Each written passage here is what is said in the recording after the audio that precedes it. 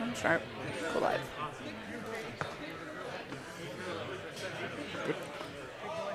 All right, we're live. All righty, good afternoon, ladies and or gentlemen, as the case may be. It is 3:30. It's Friday. The government's not actually closed yet. It must be time for cherry blossom curling. Woo! We're here at the Potomac Curling Club for a second round Pool A game between Kuma, Emu, Tora, which is a team from Houston, Mike Parker, Isabella, Vakkur, Zach Blough, and Tom Ezquerro, against a Potomac team, Peaky Bloomers, Stephen Enochson, Gilad, Kempenich, Leena, Hornlein, and Joe Rockenbach. As you can probably see, the teams are taking the ice. Well, as you'll be able to see as soon as we get to the cameras, the teams are taking the ice and getting ready to play now. Picky. I know. I'm hard to suffer. I'm hard to deal with. My name is Alan McNeil. I'll be doing your commentary this evening, and joined on the controls by Mindy Carlson. Hi, Mindy. Hi, Ellen.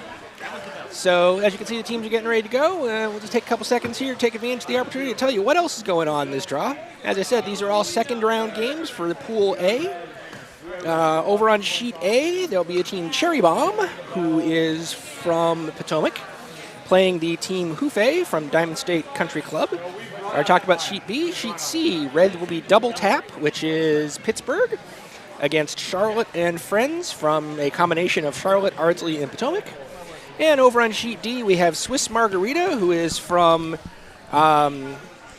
Swiss, Mississauga, and Potomac. I apologize if I pronounced some of those horribly. I probably did. One of them is from Lucerne, which is actually about an hour away from where Mark and I lived. All right, then.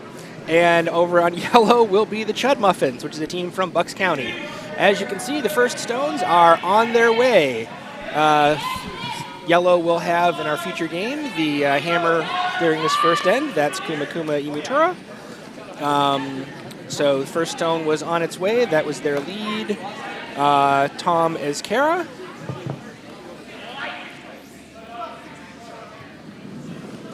And that actually went through the house. So Peaky Bloomers lead Joe Rockenbach will be asked to throw up, looks like a standard opening corner guard sort of thing. So welcome all to the stream. If you have any questions, comments, concerns, interesting trivia, etc., feel free to type it in that chat. We'll keep an eye on that and get to it as we can. Yep, I'll be watching and replying. And, of course, we will be providing score updates on all four sheets as events warrant. So that first corner guard came up. It's probably a little wider than they really hoped for. It's over guard on the edge of the 8-foot. It's not bad. It's just a little wider than they might have wanted. So the red team's second stone on its way. Looked like he was being asked to bring it in towards the center line. I believe he was still looking for a guard. Based on this weight, I'm pretty sure that's what he's going to get. Actually, I think it might slide into the house. No, it does actually stop as a center guard, about 3 feet short of the house, give or take. No big deal. Everything looks just fine there. So Joe Rockenbach getting ready to throw his second stone. Judging from the line, Steven's calling. He's looking to use his existing corner guard and kind of put something in the house. Sweepers are on it. Looks like more for length than for line. The ice has been very swingy lately. Looks like it's a case today also. Yeah, the previous game, the line that they were on was swinging about 6 or 7 feet, and if you come from the other side, it's only swinging about 4. And it looks like, however, that they picked that pretty much perfectly, as that stone is very well buried and pretty much exactly what he was asking for, almost as though Stephen Enochson knows what he's doing. And Stephen putting the head back on his broom. That probably helps a little. Fell off. So we are still in free guard zone time, so we can't do anything about that guard. So it looks like Mike Parker is asking his lead to bring in behind their guard over on the other side. So it looks like both teams are trying to have a guard and a stone in the house. This looks like it's going to be a little weighty. Probably hangs around in the back, and maybe not. Nope, yes it does. Hangs around at the very back of the 12-foot. Yellow is lying 1 at this point. All right, we're moving on to the second stone for the team with the hammer. Yellow, the Peaky Bloomers, Leena Hornlein from the Potomac Curling Club. Coming in I believe she's actually being asked to come in behind the red guard. Looks like Steven would be okay if it sat on the that red stone in the back. He'd prefer it shorter, but he'll take it if he gets it. They're past the guard with room to spare. Looks like it's going to be about top 8 foot, maybe even touching the top 4. Nope, just full 8. Just off the center line and behind the cover. 2 really strong stones for Team Yellow at this point.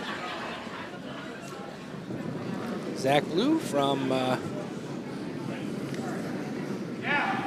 playing with the Houston team. He's actually at Potomac, but he was playing with the Houston team this year. I think he played with some of them in college. I'm not 100% certain. Well, that would be cool. Has been asked to come in the house, basically turn this into a 4-foot party. It's cutting a little hard. I think it's going to tick the yellow. Yes, and just enough bounce. The red is more or less completely exposed on the center line, and that yellow stone does not cover it at all. So Steven could ask for it to just be taken out. Pretty sure that's what he's asking Leena to do based on the conversation I just saw.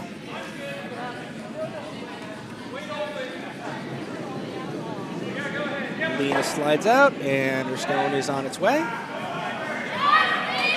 So both of these teams won their first game here at the Bonspiel. And for those of you who may not know, this spiel is being played in a points spiel format, so not just wins matter.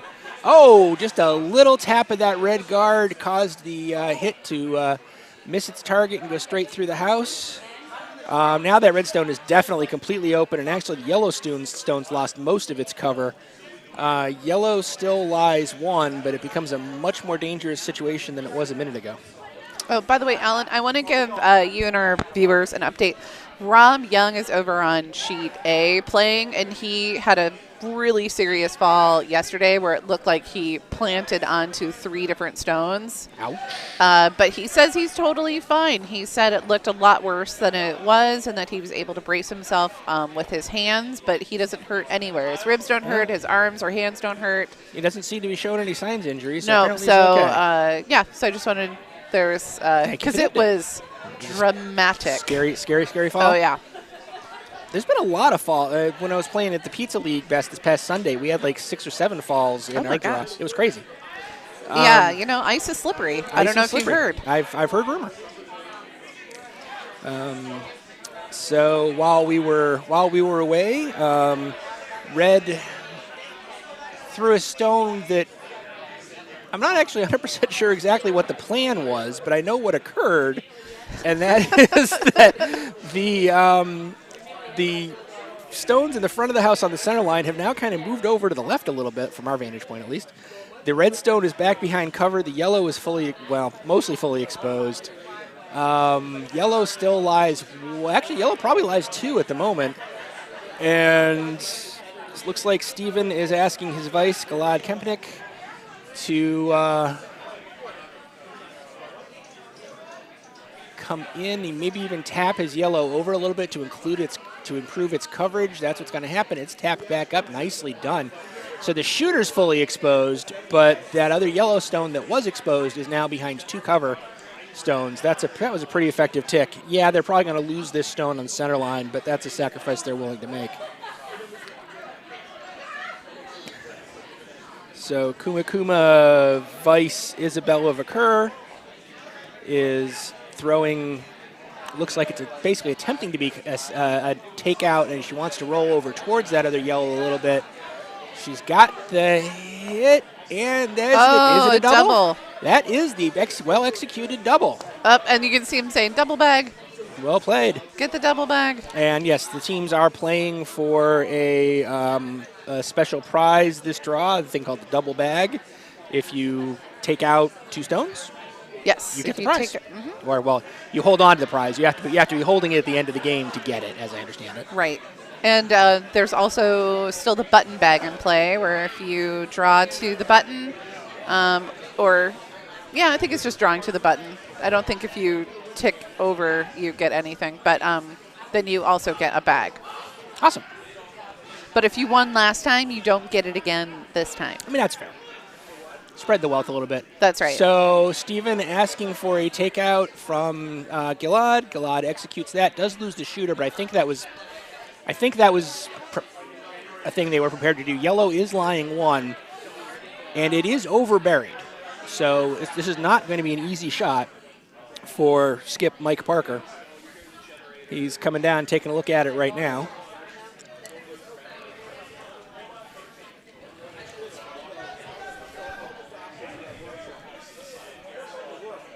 So although this team identifies as being from Houston, half of it is from Potomac. Is half of it? Yeah. Who else is from Potomac on Mike. Zach and Mike. Oh, and Mike. Okay. That's very cool. Yeah. All right. The stone attempting to do the takeout is on its way. It is already cutting pretty hard. They're trying to keep it straight. I think they're on the guard. I think it came out of his hand funny. I think he flicked it funny or something. I can believe that based on how that dove right off the get-go. Yep. So it did not successfully get the hit. It did peel the guard, which is also good. Which is great. So Steven lies 1, has a phalanx of stuff to hide behind if he can put a draw in the 4-foot on the other side, and that is exactly what Gilad's holding the broom for. So that is probably what they have in mind. Let me give you an all houses view while Steven sets up. So you can see on sheet A, Hufei is sitting 2 yellow. Yep. And on sheet C, we have 2 yellow so far. And on sheet D, red was lying a bunch, but yellow just got a hit to now be shot. Yeah, excellent. Way to go, Chud Muffins. Yep. Which is just an excellent name. That is one of the 8 best names on the ice at the moment. One of the 8.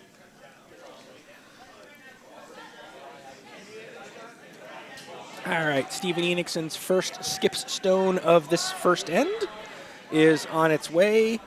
Looking to draw behind the cover over that's just to the left of the center line.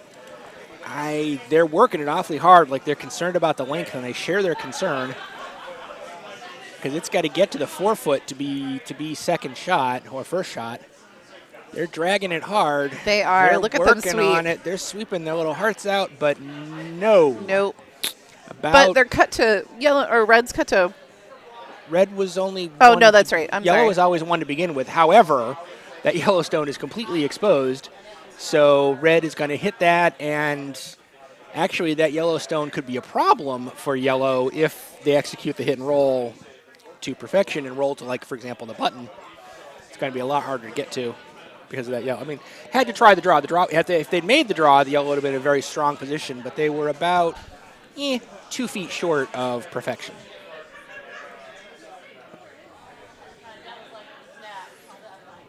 All right, Mike Parker's final stone of this first end is on its way. Looking for a hit if that Yellowstone currently shot. He'd like to roll with this over towards the button. He's a little wide of that roll at the moment. He's very wide of that roll at the moment. He's going to get the hit, but he's going to roll out his shooter. Ooh, and is the yellow going to jam? The yellow does jam. Oh, but I think it's deep enough. I think red is still shot. Oh, yeah, absolutely. So Steven's going to take a look here. Check me if I'm wrong, but I think he's thinking about taking his yellow that's currently on the center line, and if he angle raises it over onto that red and takes that red out, as long as he doesn't overcook it, he could, if the shooter sticks, he could get 3 out of this. Yeah, I think you're right. I think that's what he does want to do. And it's definitely what Gilad's looking at in terms of the angle. Now this is it's a control delicate weight touch. too. Yeah, I mean, control. I would do like hack. Control might be a bit much. Probably needs to be more than hack because you're not going to get full. You're not going to get full energy transfer into that yellow, and you got to get that red. So you think normal? Board might do it. Control would definitely do it. I'd actually be concerned on control of losing the shooter. That's what I'm concerned about. Now, he probably gets 2, which is still not bad. Stone's on the way. He's definitely throwing a hit weight. Oh, my God. That's more than control, let's be honest here. It's like melting the ice. They like the line. They should like the line. Oh, didn't quite move it enough. Red steals 1. Oh, bummer. It was a But good for was a valiant Kuna effort. Was a valiant effort by Peaky Bloomers, but Kuma Inu Tora steals one in the first end, goes up 1-0. Also takes an end in the point spiel aspect of this. The number of ends that you win matters. Can you explain the point spiel aspect of this a little bit more? I can try. Well, So all of the teams in this thing have been divided into 4 pools of 8. Everybody in those 4 pools is going to play 3 games. You get the first thing is you get 2 points for a win, 1 point for a tie, no points for a loss. Yes, ties can occur. If that's enough to rank the pool, great. If, however, it is not, then what will come into effect will be ends 1. So, like, for example, Kuma just took the first end, so they get an end. Doesn't matter whether you win the end by 1 or 8, it's still 1 end. Mm-hmm. And then if that doesn't break the tie, it's going to come down to total points scored. So in this case, Kuma got 1 because they got 1. However, if you look over on sheet A, where Team Hufei just took 2, they get an end because they won the first end, but 2 points because they won they got the 2 points in the end.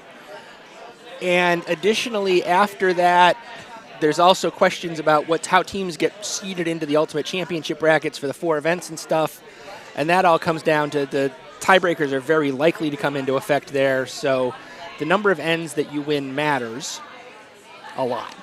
Points, not as much, but still important. that's interesting.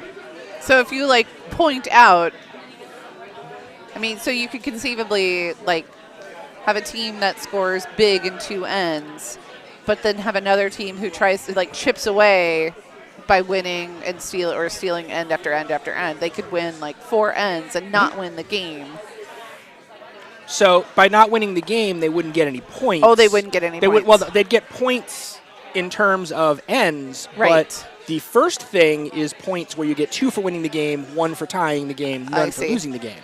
So winning is still more important. Okay. But when, as happens a lot in these things, you have 2 teams at 2 and 1 and 1 team and 2 teams at 1 and 2. Okay.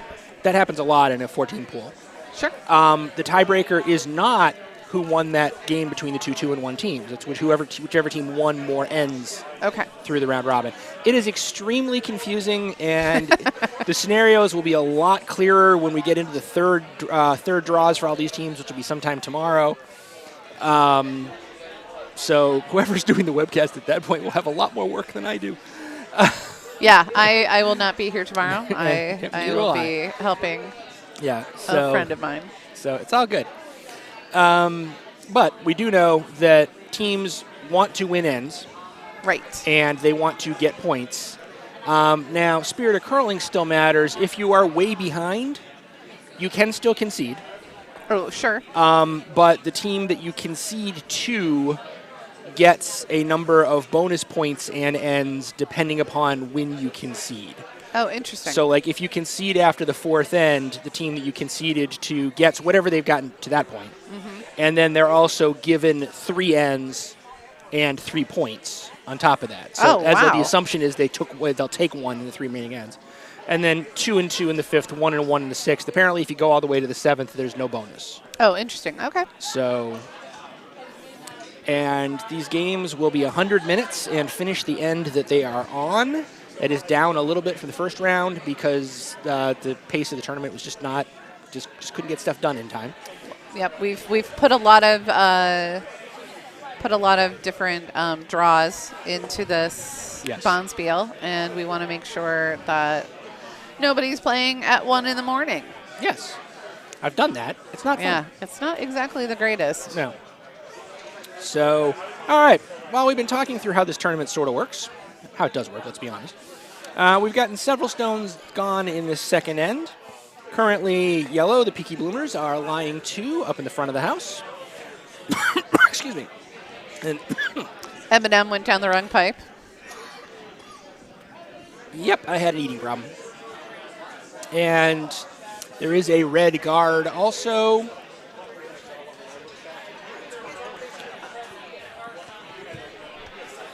So, we are, where are we at? We are at Red has just thrown their last seconds stone of the end. And it is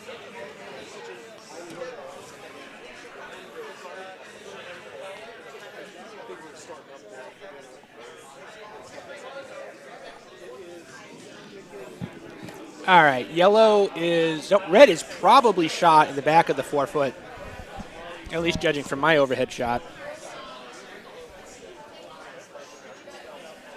So Leena's final second stone. Steven was asking her to basically just kind of come in and kind of sit on that red, tap it just the littlest little bit. And it looks like that's what's going to happen. Yep. Oh, that's lovely. I mean, there's a little bit of separation there, but I like the stagger. It's a good stagger. It's a good overlap. Yeah, maybe they would have liked to have been more of a shorter tap, but sure, that's fine. So now I don't know if Mike is going to. Yep, Mike's going to try to make this a mixed doubles game and just draw into the button. Sounds like a good idea to me. It's not a horrible idea. I mean, you're up 1. You don't have the hammer, so close down the scoring area. Take advantage of the weight that's in the back of the house. Try to even if you can just hold the yellow team 2-1, that's okay.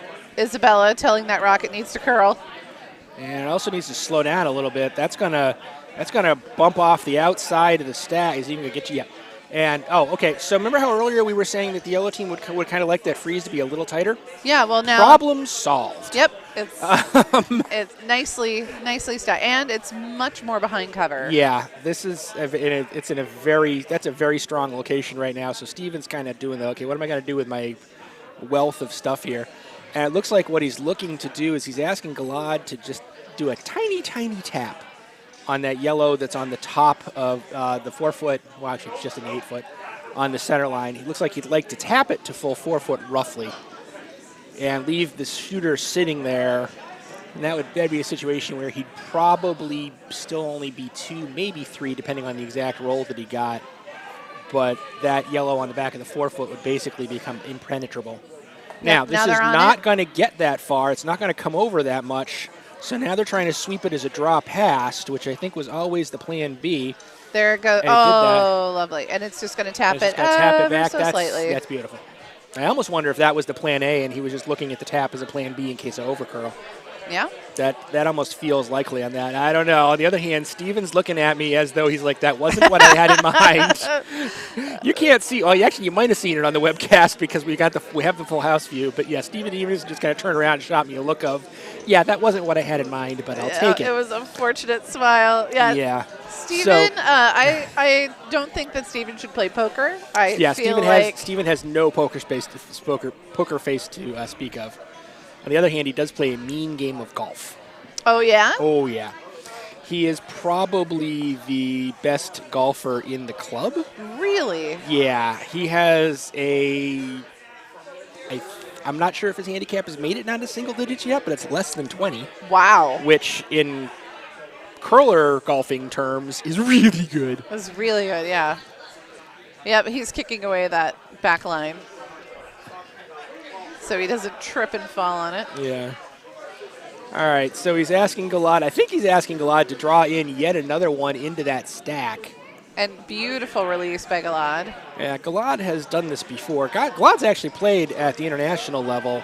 He was one of the members of. He's played for both Israel and Brazil. Israel and Brazil. He's got triple citizenship. Yeah. Oh, lovely. That will do well, actually. So that provides an interesting opportunity for red if they want it. They could blast the top of that yellow, the front of those two yellows, and both of those yellows probably go away.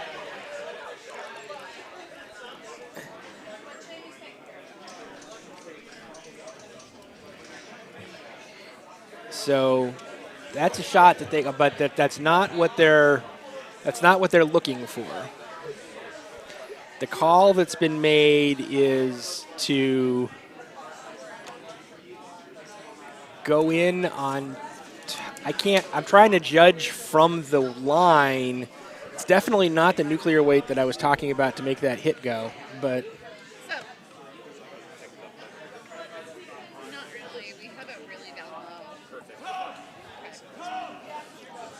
All right, so red stone is on its way. This is Mike Parker's first skips stone of the end.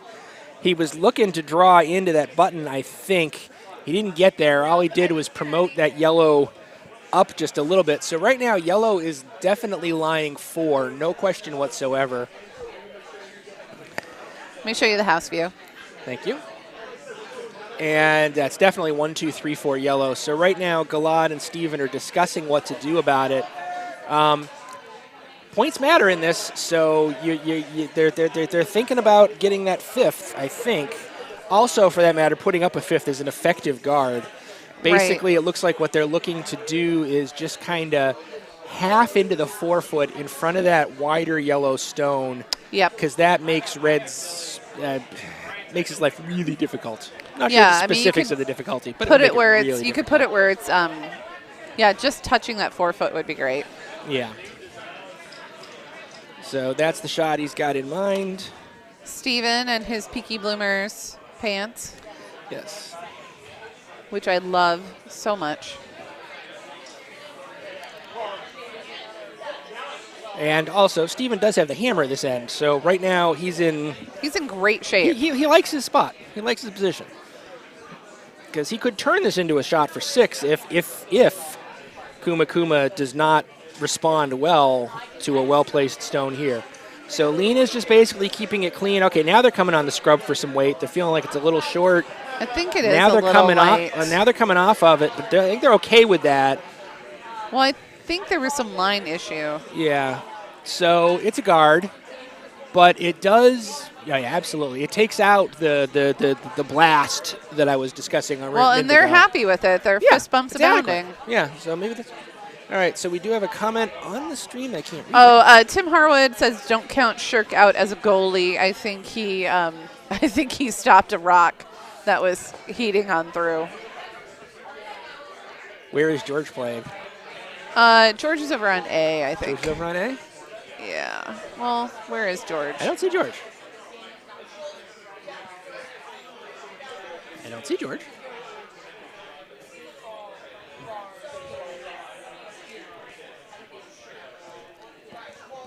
I have no idea. Okay. So Mike Parker throwing his last stone. It is not the hammer because he is up 1-0.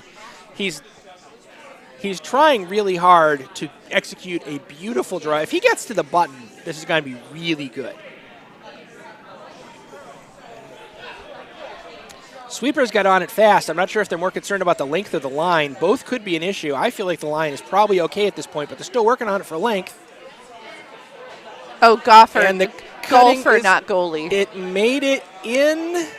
It made it past. Does he get where he wants to be? That'll do, Pig. That'll do. Yeah. That's shot right now. That's shot. And so how does one remove that? Like slash it in? So what one does is one throws one's last stone and then kicks everything away. That's not actually true.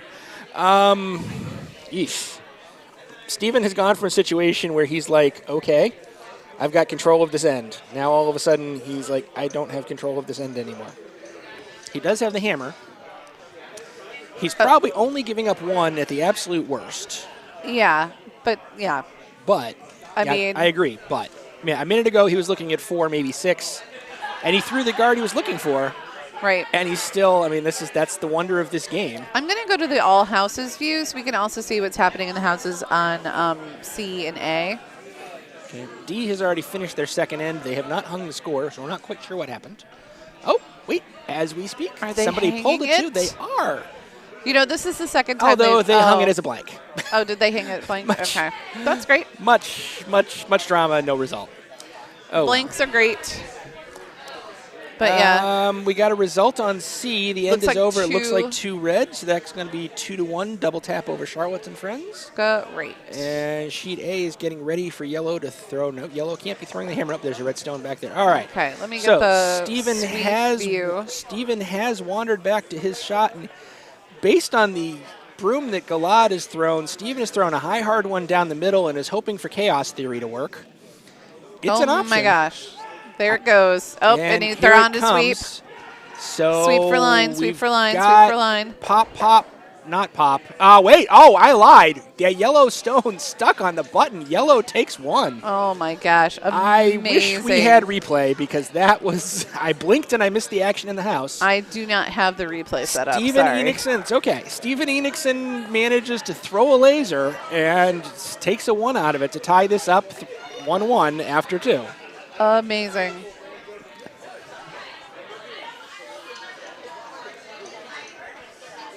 And over on sheet C, they didn't hang it yet, but they will. But they had gotten 2, so we know that. And then over on sheet A, it looks like last skip stone for yellow, which is Team Hufe, and then Cherry Bomb has the hammer. Yes.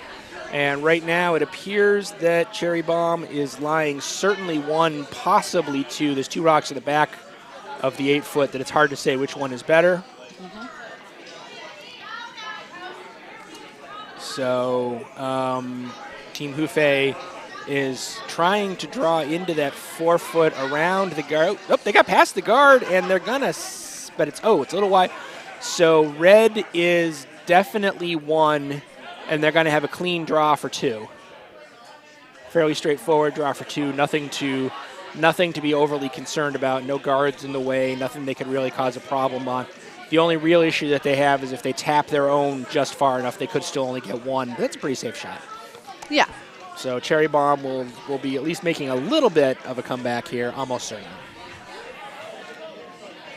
Barring craziness. Which, you know, has been known to occur.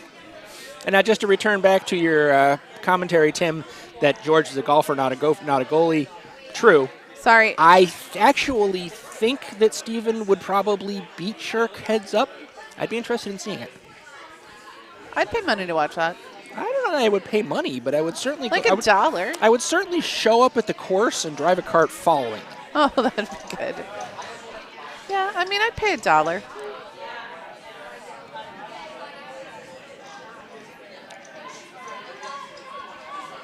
All right, and over on sheet A, Cherry Bomb is sweeping furiously. And furiously enough to get there, too.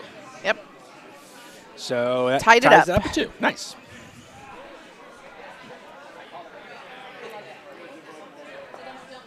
All right. Meanwhile, we are working our way through the final lead stones here on B. I feel like NBC. We're not showing any coverage of the lead stones.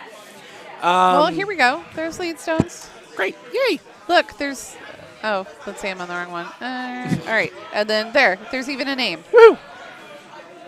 And that lead stone is doing things. I can't tell because there's a lot of people in the way. It is going to be a guard.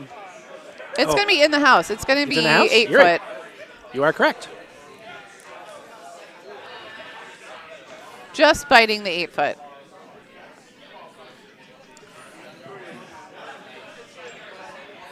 Yep. So Kuma is lying 1. Steven going to do the draw in? Yes. Yeah, that's not a hit. Yeah. So basically, he's looking to draw another one in behind his 2 guards over on the right. Gilad sweeping for line. It's a little heavy. It is a little heavy. Needs to cut a little bit. Is this there it goes. It's going. Yeah, is it going to stop? Yeah, it is. It's not fully buried, but it's pretty well buried. Steven happy with that. It's an adequate shot. It's good. It's good. It's not perfect, but it didn't have to be perfect. It just had to be good. So yep. Good's okay. Wish Steven wouldn't keep all of his emotions bottled up inside. Yeah, right.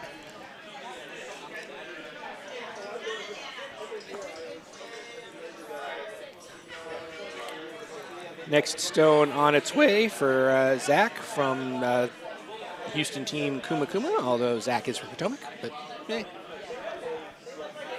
Or at least he was. Is he still? I haven't actually seen him around the club much this season. Did he move? He's here. Yeah. Okay. I've seen him. Okay. That over-curled a little bit and gave yellow a mystery bonus 4-foot. And that yellow on the 12-foot might just be biting ever so slightly. It's possible. I would want the biter bar if it comes down to the pointing. And the red stone over there is a little exposed, but that does not appear to be what Enochson is calling for Leena to do. Enochson is just asking for Leena to throw another one in behind in the line between the red guard and the yellow current shot stone, I believe.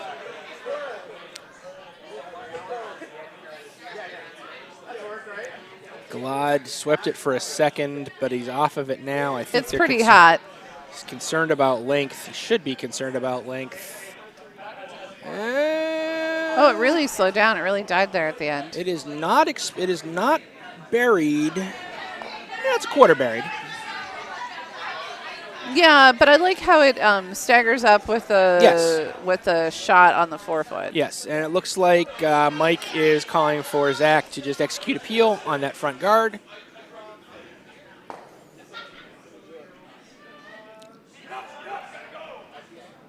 Oh, gotta go. They're on it. It's at the moment. It looks like they're going to nose that guard rather than peel. Yep. Now that's going to take out that top yellow.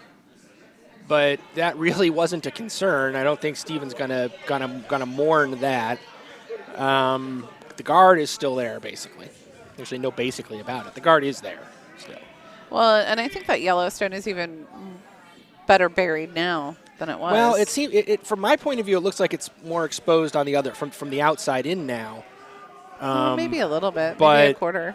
Everything's been thrown the other way so far, so I'm not sure anybody really knows what the correct ice is to come at it from the other side.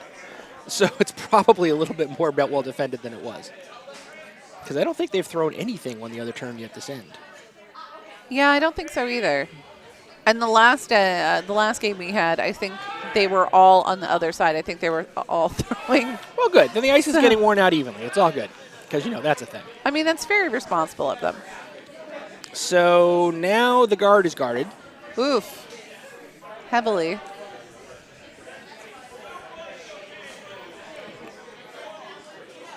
So Mike is talking to Isabella, and hey, I guess we're about to find out what the line is to come at it from over here on this side. Maybe. He hasn't committed. At least we know what his first attempt is going to be. And this is definitely looking more draw tap than take. Because he's calling for a solid 4 feet of curl, so that's a draw tap rather than a takeout attempt. Is it maybe even a freeze? Is it that much ice? Wouldn't make much sense to freeze because it's above the tee, unless he's got a 2-stone play in mind, which he might. People do that? Yeah, some people. You think that far ahead? Strategy is apparently a thing you can do in this game. So this stone looks like it's going to come up way light. Oh, it's going to crash on that guard. So, I mean, that guard was impeccably placed if you're the other team. So now that Yellowstone is fairly inaccessible, you could throw a laser at it if you wanted between the guards up top. And we know Enochson has that because he just demonstrated it last end. Right. However, Enochson's not going to throw that laser because it's his stone that's behind the stuff.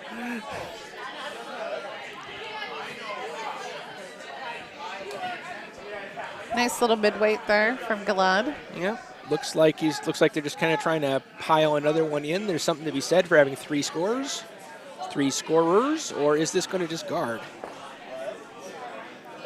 I feel like it was pretty wide. I feel like it was off the path that they'd been using. I think he just went for guard, but or it was a mistake. Given the shrug. I feel like that didn't do what they wanted. I'm not exactly sure what their plan was, but it wasn't that. But Mike has got to be wondering, because the center line is now inaccessible. There's 3 rocks and they're at a weird angle. It's going to take at least a couple stones to clear that up. Right. Well, peel the guard. When in doubt, peel the guard. Is he going for the peel or is he going for the raise? I thought he was going for the peel. That's pretty close. Peel is a safer shot. I'm sure if the raise actually accidentally happened. I mean, that's a solid plan B. So it's going to turn into plan A here in a second. It's going to hit the one in the back, not the one on the button, but still. It takes the other team from lying 2 to lying 1, and there's something to be said for that.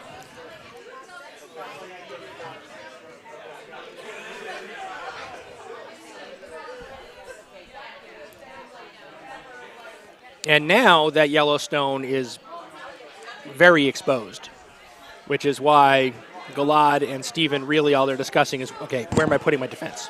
Right.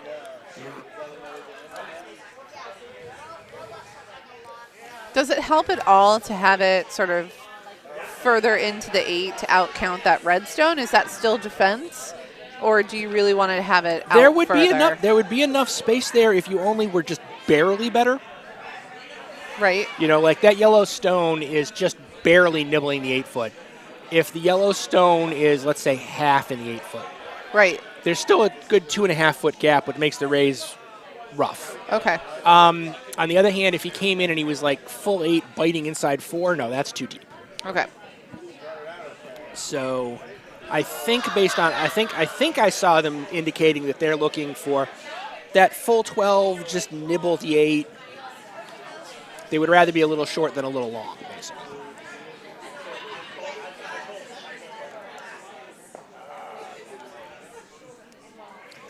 Steven Enochson stone is on its way. Sweeping. They're Sweeping for line. Sweeping more for line than for weight, I feel like. They're happy with the line now, I think. They're not quite going to get that bite the 8 weight. Not quite.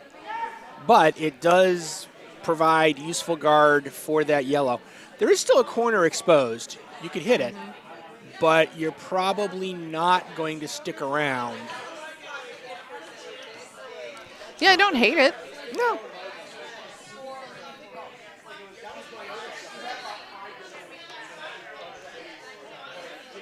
Let me give a view of the houses while Kuma and Tora sort of figure out what they want to do. So not much going on over on sheet A. Both teams have one. The house on D is entertaining. Yeah, it is. It's for sure 1 yellow. It might be sitting 2. Could conceivably be 3. Yeah, I mean, again, our lenses are a little fish-eyed, so it's not a crisp thing. But red has the hammer. Is that where they are? How many more stones do they have this end? No, red's only getting ready to throw their first skip, so they could consider a 2-stone play to try to do something about this. And they're definitely having a conversation down there, and it's an in-depth one. I mean, is the double there? Kinda. You could try it. I wouldn't expect it to work, but you could try it. I wouldn't expect it to work, but you could try it. Well, because my problem is I don't think I got enough room between that Yellowstone that's up in the top 12 Yes. and the stuff that's in the 4-foot to get to the nose of that yellow on the button to drive it straight back to try to take that one in the back out. Sure. I don't think I have enough room to curl that much. Now, that's based on what I'm looking at on this overhead. Also, there's actually a little bit of a additional complication. There's a red guard well short of the house that's on that line. Well, maybe not. Yeah, I mean, I don't like where that guard is, for sure. Yeah. Well, I mean, if I'm red, I like it. Yes, if I'm red, I like it. If I'm yellow, I really don't, because red's trying to get rid of the yellow stone. So, no, red doesn't like their guard right now. You're right. All right, Steven Enochson has come down and is preparing to throw his final stone of this third end. And yellow is currently sitting 1 on our feature sheet. Yes. And they are going to try and remove that red stone so that they can sit 2. And they could they could sit 2. They don't have Oh, a way to I sit think 3.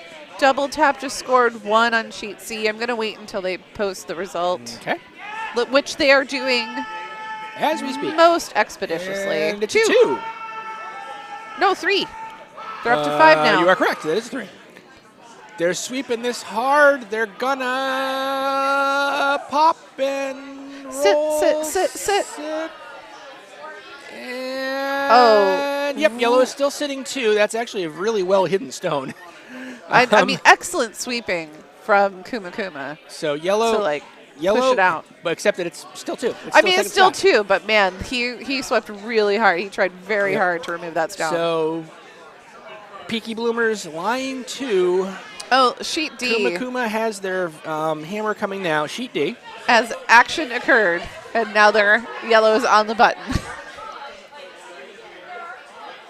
Things happened. I think that they're still sitting 3. Things happened. Not 100% sure what.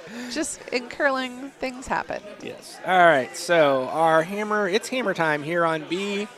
And it looks to me as though Kuma Skype Mike Parker is just looking for a draw. It's essentially a draw to backing. So he's just looking for a button draw. The larger question that I have is that red guard up top. Is that a concern? I don't think it is. I think it's deep enough. I don't think it's a problem. As long as they're past it. Are they past it? They are past it. Are they past the yellows? They're past everything now. Can they get to the button? They need to at least touch the button to take the 1. No. Oh, they just didn't About have a foot enough. short. Yellow steals 1. Peaky Bloomers up 2-1 after 3. They just didn't have enough on that stone. Oh, that's so hard. Just short.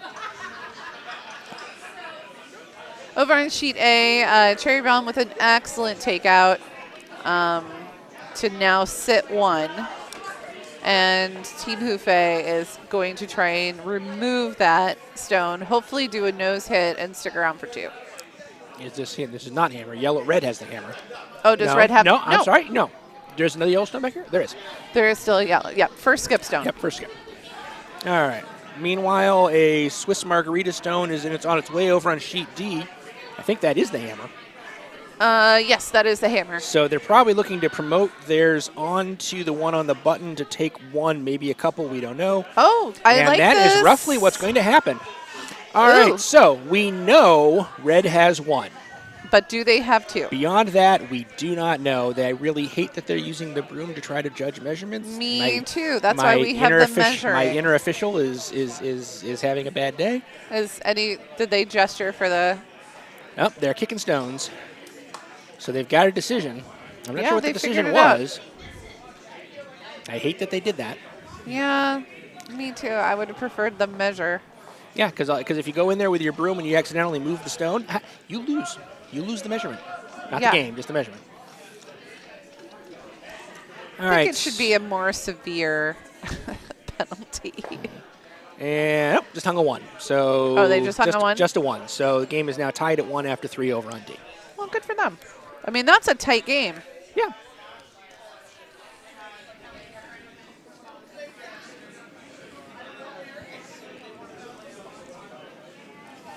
All right, so lead stone action over here on B. Both teams have thrown a center guard. By Joe Rockenbach. I don't think both teams wanted to throw a center guard, but both teams threw a center guard.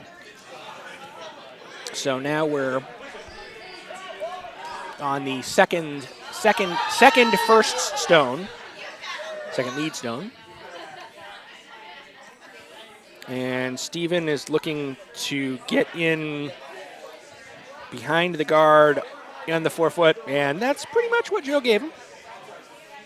Yeah, that's nice. It's probably half buried. It's probably a lot more fun to be a skip in these games when you can trust that your front end is going to give you exactly what you ask for, isn't it?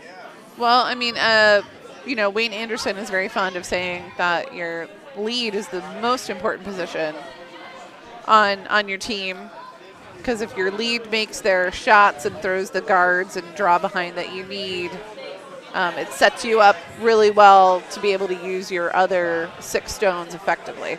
Absolutely. All right, so Tom from Kuma's second lead stone is on its way. He's basically trying to do the exact same thing from the other turn, and he did exactly the same thing from the other turn. Beautifully done. Sort of nudged in the yellow a little bit. Yellow is still shot, but it is very exposed. Wow, and over on sheet what is that, C that I'm looking at where the broom is all the way on the red line. Yeah, we're looking for a 6-foot, 8-foot curl here. Actually, 9 foot if they're going to the button. Well, no, 7 foot. And I'm watching the stone, and I think he didn't give it enough broom. Oh, my gosh. Sweep. Sweep. Now, actually, I'm wrong. He gave it the exact right amount of broom. That was a beautifully done shot. Yes. And Peaky Bloomers with a very high guard. Wow, that's a high guard. Yep. Oh, hooray. We might be getting ready to see one of my favorite rule tests. Which is? During the officiating tests. So if this red stone noses on that yellow stone and therefore is not fully over the hog line, what happens? It stays in play. Correct. Good job. Take your level 1 certification. Woohoo! However, oh no, 6 down to the end, so the takeout action is fine. Okay, we're good. Okay, so he actually doubled 2 guards out of the way. They were both his guards. I don't know that he cares. Alan, if somebody wanted to become an official like you, who travels to things like men's nationals, women's nationals, worlds, etc., how does one do that? So what one does is one contacts the USCA. You can go on your old Sport 80 site that everybody gets if you're a member. And there are classes that are taught currently primarily in person all over the country, generally near where a national event is getting ready to happen. So like when we just had the U.S. Men's and Women's Nationals up in New Jersey, there was an officials clinic up there in the Northeast. They're also working on a virtual one, but it's not quite there yet. But so you go, you take the class. It's a weekend. It's like $50. You have to travel to wherever it is, etc. And then you just start going to events and volunteering. You start on a clock. And then after you've worked the clock for a certain number of games, then you get to start working the on ice. You do that a number of times. Eventually they go to you and say, hey, would you like to become a thing called a level 3? And then you start getting to go and run the events. So, yeah, it's just kind of show up and do, like a lot of things in curling. Just show up and say, I'm willing to help. I am willing to help. This is a very participatory game. So... so we're gonna peel a guard. Peel a guard. We're gonna peel a guard. We're also gonna answer Tim's question. Do we know the game's live for 7 tonight? I do. Yeah, we have the ones for 7 o'clock, but I don't have the ones for the 9:15 draw. Right, but I do have the 7 o'clock. The show game. Nice peel. Yes, very nice peel. The show game on sheet B will be Team Green, which is there'll be Pool D games, by the way. Team Green from Bucks County against Slanger Danger. Yeah, that. Who is from Potomac. Other games will be Total Eclipse of the Button against Peduncle Elongation. I'm sure there's something meaningful there. It's also, I think, a celestial term. That would make sense. Body by Broom Stacking against Go Steelers, and Sweeping Beauties against Should We Have Johnson in Our Name. Cody Johnson from Potomac. Also Steve Johnson and Stephanie Johnson, and Martha O'Connor, who apparently needs to marry into the family or something. She needs to level up. Yeah. She needs to level up her Johnson game. So there you go, Tim. There's your answer. Oh, also, I'll be on the commentary, and I believe that Mindy will be on the I will be on the thing. Yep. No, nobody. The spot was open, and I was asked if I would stay for another shift, and I said I would. Aren't you nice? I've been here since 9:30 this morning. Is there a 9:30 game? I was at the bar. I was tending bar, not at the bar. Right. But yeah, there was an 8 a.m. draw, and then there was a 9:45 draw, I think. Okay. Or 10:15. Yeah, I'm actually asking, is there a 9:30 game tonight? Because there is. Okay, they didn't actually put volunteer slots up for it. Todd is doing it. Todd's doing it? Yeah. Hooray. Okay. He'll be the operator. Oh, wait a minute. No, Todd's operating at 7 o'clock tonight, supposedly. Oh, is he? Yeah. So there isn't a 9 o'clock game. According to what I see, right. I see 7 o'clock as the last draw tonight.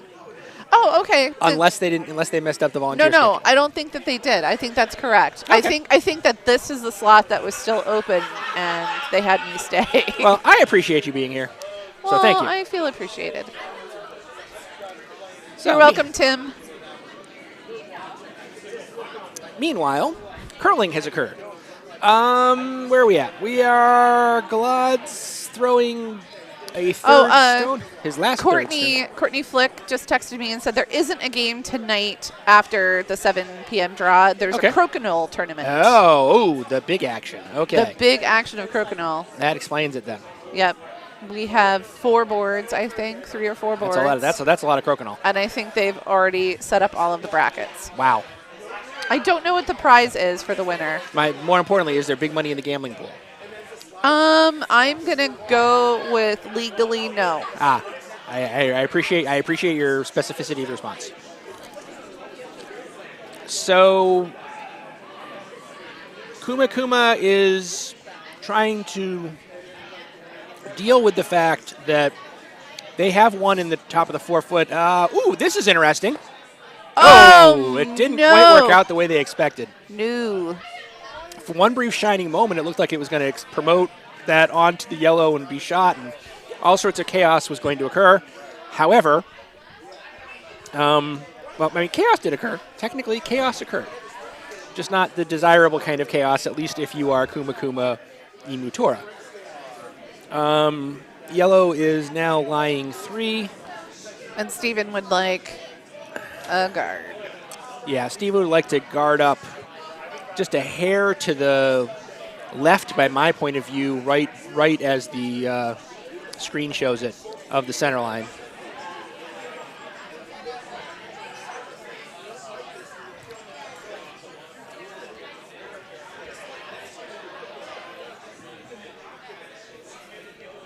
Over in Sheet C, we have Charlotte and Friends currently sitting 1 behind some excellent cover. And it's a good thing it's excellent cover, because otherwise Red has 3 others that would be more than happy to score if they could do something about that yellow stone. That is correct. And this is the last skip stone for Red. So they have to really make this one count. I feel like they're talking about, are they just going to? They're button drawing. They're button drawing. With that broom, they're button drawing. Well, the way they were gesturing for a second, Agreed. It almost looked like they wanted to bank off. Agreed. Agreed. For one brief shining moment, I thought they were thinking about the end off, but that would be silly. Oh, that would be glorious. That is a beautiful guard placed by Stephen Enochson. It's almost like he does this on the regular. I know. This is not his first rodeo. Like he might be a good curler or something. He might be. But I hear he only plays golf. He doesn't only play golf. He plays a lot of golf. I remember back when he was a youngin' in the 5 and unders, and I had a skip straw against him at the dikes, and it took us 3 tries before he got one in the house. And it was still that would have been hilarious. And it was still better than mine. How many years ago was that? A lot. It was 2011. At least there was, a 2 in there instead of 19. True. Uh-oh. Oh, no. That didn't go according to plan. There are stones that deserve lots of commentary. That one is not one. No. We're going to move on. It never happened. We saw nothing. Right. So, Peaky Bloomers trying to figure out what to do to make it was already a good situation. What are they doing to make it just a little bit better? I like where Gilad's pointing. They're considering they're considering some guard action. Guard the 3. That makes perfect sense. Steven's like, yeah, this is a poor time to be greedy. Meanwhile, even if you have it biting the 12, that's okay. Even that would be great. Yeah. The only thing you don't want is you don't want it to be so deep that if the other team hit it, their stone would count more than one of your existing 3. All right, let me show you guys all the houses while they debate their strategy. So there's nothing going on Sheet A. That's not true. We have the wrong end on Sheet A. We'll get to it. How did that happen? It's third end score is not posted. Third end is there 2 It was a 2 for yellow. Yes. Okay. All right. Okay, no big deal. So I can fix that now. There. Okay, Now there we go. Now it's fixed. All right, so Cherry Bomb currently lying 3 as Yellow's getting ready to throw what I believe to be their last skip stones. There is no defense, so is he just drawing, or is he going to do some hitting to try to cut down? That looks like a hit to cut down line. Steven Enochson has decided to throw the guard, as we were discussing earlier, so we'll just talk. Oh, is he? Yeah, we'll come back to that in a minute. We know what that's doing. Let's talk about the other sheets. Okay, we can do that. Over on C, Yellow's got one really well hidden and is throwing their hammer now. And on sheet D, Chud trying Muffins. to get a second. On sheet D, Chud Muffins just had a really nice takeout. And Yellow executes the nose hit to take the 2. They're That now is down 5-3. Brilliant. It's like they've done this before. And the guard was placed maybe a little higher than ideal, but it's probably good enough. Although it looks like Mike thinks he can. At the very least, he certainly has a cut down draw. Because all he has to do is get to the inner edge of the 8-foot, and it cuts Yellow down to 1. Swiss Margarita curls in for. Was that their hammer? Oh no, Yellow has hammer. Okay. So Kuma Utora skip Mike Parker trying to draw. If he can get the button, he can take his 1. It would require a lot of curl, but this ice has had a lot of curl, but this feels way fast. So is he in-offing? Not sure if he was meaning to, and he's not. He's just going to tick it outside. He does do a takeout. So gives up 2. Don't.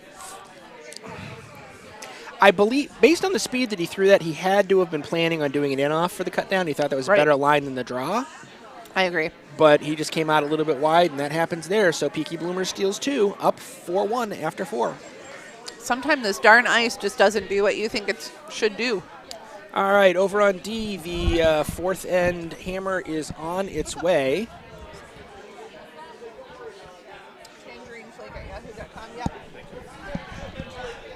The draw is going. It might be a little too hot to take the 1, or it might be just enough to hang on. Yellow takes 1. Chud Muffins up 2-1 after 4. Amazing. Excellent curling. All right, all sheets. You can all see the scoreboards back behind. I've got all the scores updated.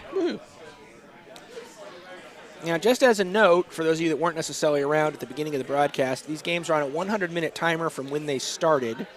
So at 5:11 p.m., precisely 40 minutes from now, they will be finishing the end that they are on, and that is it.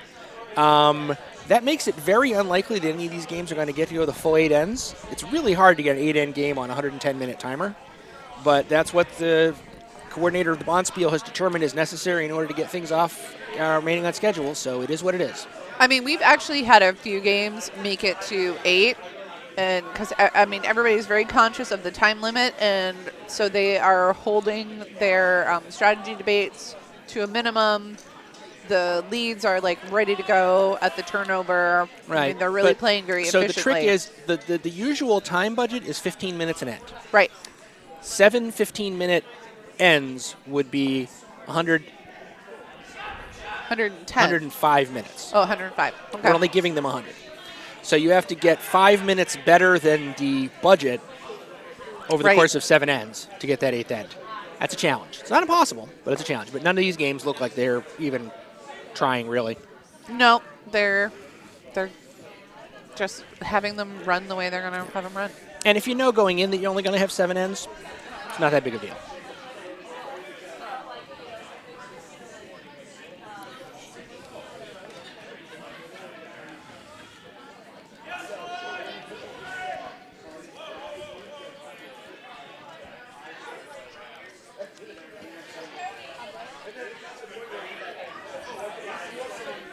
Looks like that one either burnt or picked. Yeah, something.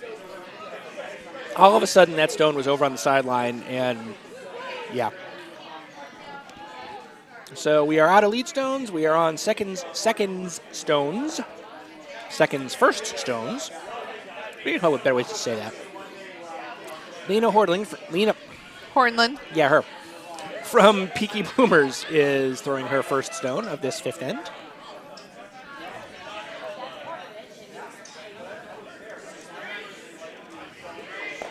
Leena's a third-year curler who has really put in a ton of time on the ice this season, and you can tell. Yeah.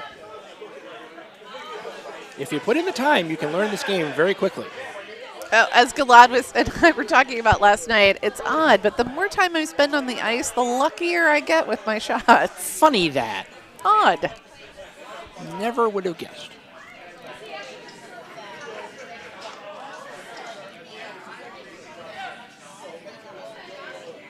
Almost as though time invested equals skill. That's just crazy talk. I know. Oh, nice little takeout there on sheet C from Double Tap.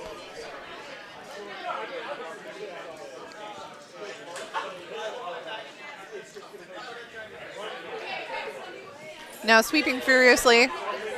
Looking for the button, or at least the top four. Didn't quite get all the way in, but not in a bad position.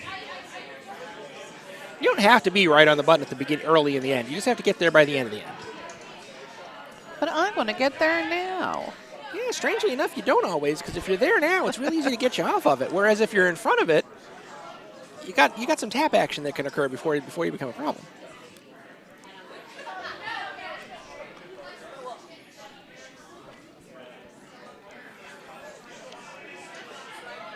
Leena's second stone of the end on its way.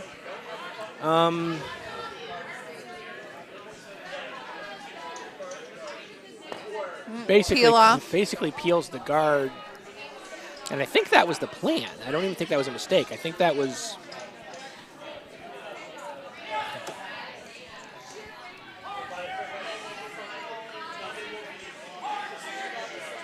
Calling for control weight. Yep. Control weight. That's not a lot of ice for a control weight hit, though. Where he's got the broom. And he didn't throw control weight. That's a draw. I mean, they're sweeping pretty furiously. Well, Maybe they wanted to freeze? No, but they're sweeping really hard. And it also hasn't really moved. I'm not sure if they found a run in the ice where it was kind of straight, or if the sweepers were just that good, or if he knows something about his delivery. But yeah, I don't know. I mean, that was cool, though. Yeah. I would have expected that stone to have moved a lot more. But they didn't call it to, and it didn't. Hello to all 20 of our viewers. We love all of you. In that, platonic sort of way. In that platonic, like, may the universe be kind to you kind of way. Yeah, exactly. May all your draws find the 4 foot. That's right. Except for Mark, because he's my husband. You don't want Mark's draws to find the 4 foot? No, because he usually plays against me. Tap and well, not as interesting as it could have been if it had gone about 3 inches more. But yeah, it's not really stacked. No, not at all. It's that yellow stone is as we in the business refer to it, exposed. What business, you ask? I'm not going to tell you. I answer.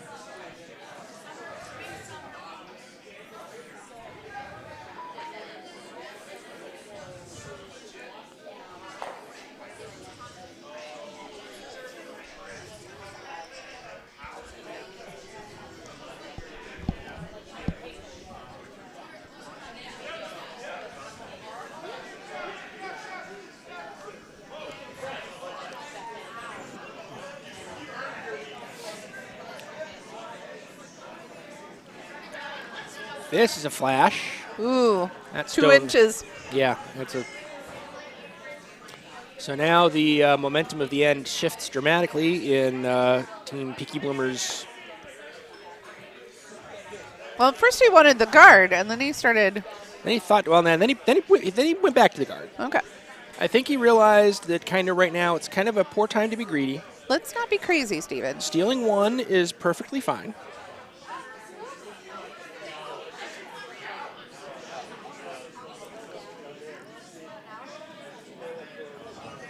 because they know that really there's only 3 ends left in the game, and they are currently up by 3 points.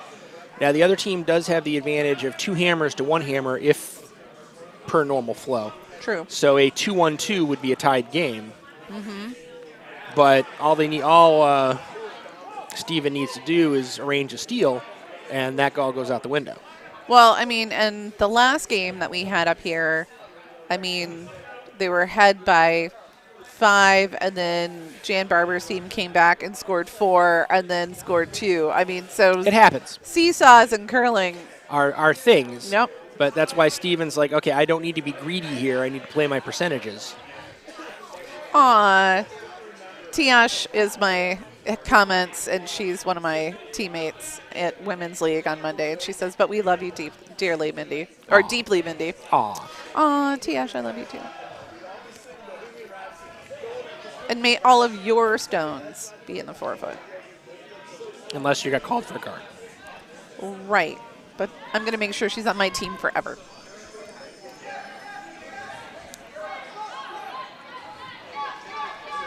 Lining up for a hit, which could be tricky. It's going to have to be really precise. So it's a little lasery, and they're putting the straight broom on it, but it's no, already moving. It's going. Already gone. We are past everything, in fact. I mean, it took off, but I don't think it was like a pick takeoff. I think. No, that was a mechanical. Yeah. I think she gave it just a little bit too much of a flick during the push. It happens. It's actually really difficult to throw a high weight takeout. Yeah, that's for sure. It's everybody, and I do mean everybody, even the pros have a tendency to push it a little bit when you don't necessarily have to. But all you got to do is push, and then that stone's committed to that line, and it's never coming back. Yep. Oh, thank you, Courtney. Courtney also agrees that Mindy is pretty great. I mean, you're doing a fine. You're a fine and wonderful person. I gave her free alcohol. I mean, that might be a factor. Way to bribe the viewers. You know, I'm not about bribery. I didn't know who was going to be on, so I didn't know who to bribe. It's not like I'm a politician or any kind of official. All right, so Steven Enochson drawing. I'm not sure if he's drawing or if he's just kind of guarding the draw line so the other team can't take advantage of it. Up 3 in the 5th of a game that's probably only going 7 ends. I like this a lot. If they get it over the hog. Yeah, okay, it's over the hog.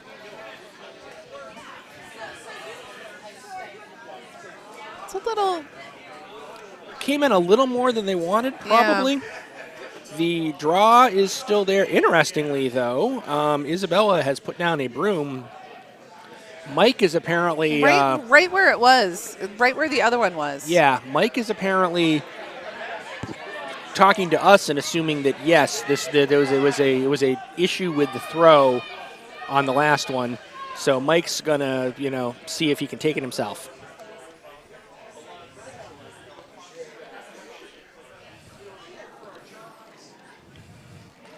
Stone is on the way. Yep, there it Sweeper's goes. got right on it. And, I mean, to a certain extent, Stone already started moving. Man, did pick crashed. that top guard. Yep. Crashed that top guard. Now, he does have hammer this end, so he has one more shot at it. I mean, and those stones haven't moved in minutes.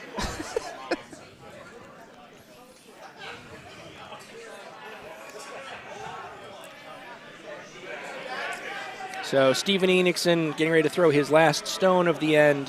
Which is going to be another guard. Which is going to be another guard, and that, absolutely. I mean, duh. Yep, you got to block that. You don't need 2. No, don't need 2 at all. When you're up by 3, coming into the end game, steal of 1 is absolutely brilliant. Let me show the houses over there in A. Oh, what in the world? Did you? We don't have the 4th end score. Cherry Bomb posted 2 in the 4th to go up to tie it at 4. Look at that house. That's Cherry Bomb posted 2. That's an entertaining house. Yeah, it is. All right, Stevens. There you go. Look, I would say red is shot I think there. red is shot on that one in the A, but it's real close. It's questionable. We could measure. We could see a measure. All right, and Steven, okay, ticked off the outside guard, rolled over to a pretty good guard position. I mean, I don't hate it, but it's not what he wanted. But how exposed? There's a leg in the way. Well, so his shot stone is half exposed, and they're going to go for it. And they're going. I mean, they got no choice. Because if they get it and keep the shooter in the rings at all, now I don't know that you can keep the shooter in the rings at the weight they're going to have to come to make this go. Right. But if they get the hit and keep the shooter in the rings, they get 2, and this becomes a much tighter game. All right, Mike Parker's stone is on its way. Sweepers are really just keeping it clean at the moment. Now they're not even doing that. Nope. It's got to bend some. It hasn't bent enough yet. There it goes. Oh, a little bit. Did not bend enough. Yellow steals 1. Goes up 5-1 after 5 on our feature game. Peaky Bloomers over Kuma Inu Tora. Yeah, that. On sheet C, double tap scored 2 at the end, and so they're up 7-3. Okay. I would say English is hard, but that's Japanese, I'm told. It is Japanese. Which is even harder, I guess, for me at least. Now, I suppose if I was born in Japanese, or Japan, it would be really easy. That's right. But I wasn't. I mean, it would just roll off the tongue. I was born in New England, so I don't know. I was born in Iowa, where we have flat accents and flat land. But lots of corn. Lots of corn. Lots of corn. And pork. And pork. So bacon and corn. What could be better? I don't see a problem here. So let's see what happens over on sheet A. Skip coming out with his first skip stone of Hufei, with it blasting down the sheet. I was going to say, what's he got in mind? What's he trying to do? I hit that outer one and roll towards the middle? Yes, but he overshot it. I don't know that. Okay. Yeah, that was interesting. We switched to all sheets for a minute. That was a choice that was made. It was choices. Choices were made.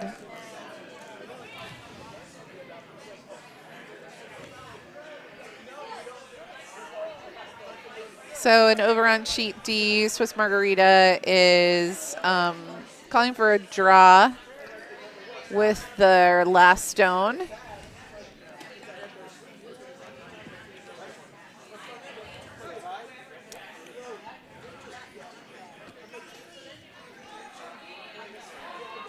I think they're trying to come in and tap that. Or just draw a little Chud muffins out. Or just draw a little bit better than it. Well, I mean, it's kind of in the way. Had the line, but too much weight. Nope, too much weight. So that's, let's see, that is 1 for the Chud muffins.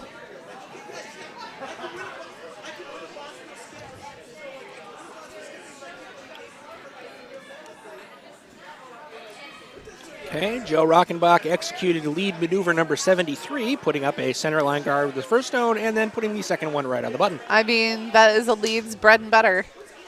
If you do that 8 times a day, there will be virtually no skip in the game that will be upset with you. That is correct. You come to them and say, I can throw up a guard and do a draw behind. They also claimed the button bag. Did they? Did you take the button bag, the button bag, the button bag? Did you take the button bag that lives on sheet B? Wow, did that cut all of a sudden? That's funny. It really did. It just dove over. That redstone dove like Greg Louganis in the 80s. And oh, man, deep cut. Deep cut. I know, right? You got to be ancient for that to make sense. That is true. You got to be Gen X to understand who Greg Louganis was. And he's still alive? Is he? Okay. Yep. I didn't actually know. He sure is. He's living his best life. Okay.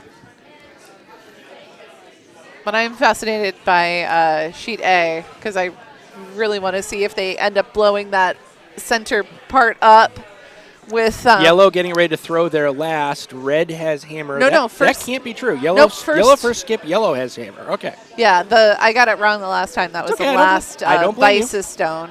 I don't blame you. I blame society. Well, that's a comfort.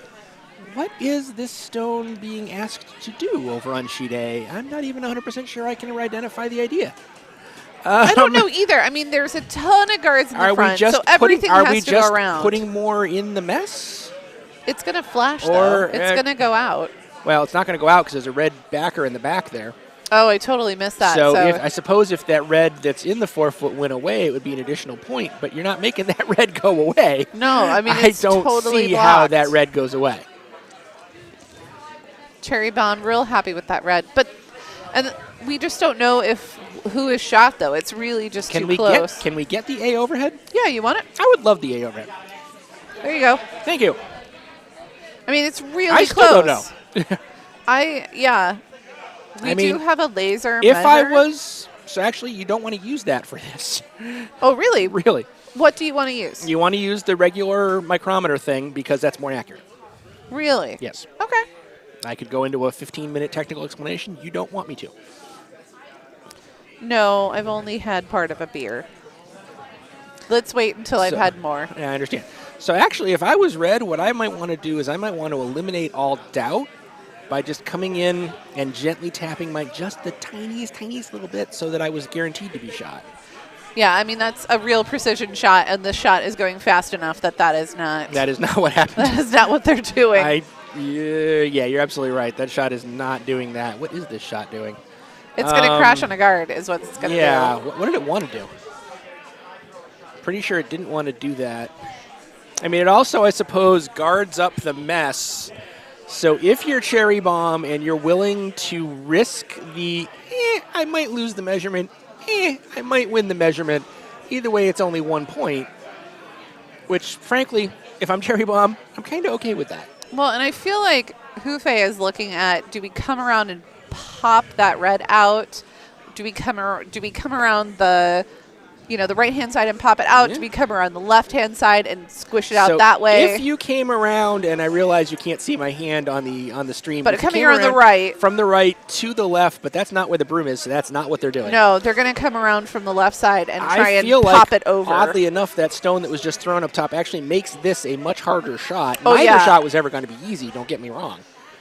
It's going to have some serious cut curl to be able to get that. I don't think there's enough swing in the world for that to work.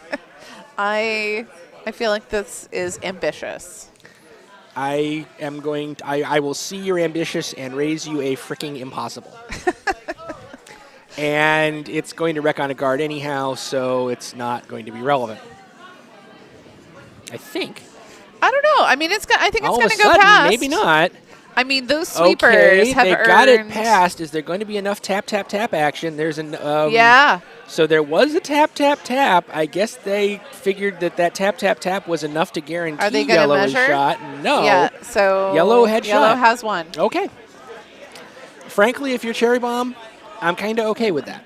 Actually, I'm not kind of okay with that. I am okay with that. So that puts Team Hufei up by 1, 5-4.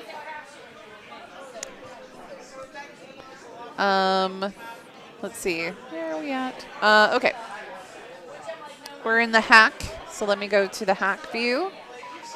And this is Kuma Inatora's last second stone.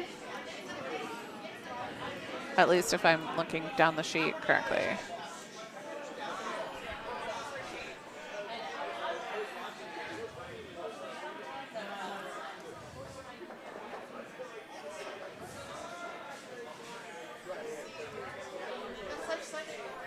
Look at the guardhouse. Oh, so he's trying to decide if he wants that guard peeled. Yeah, that's what he wants to do. He's going to peel that guard away and expose those two stones that have been sitting there for darn near the entire game. Untouched.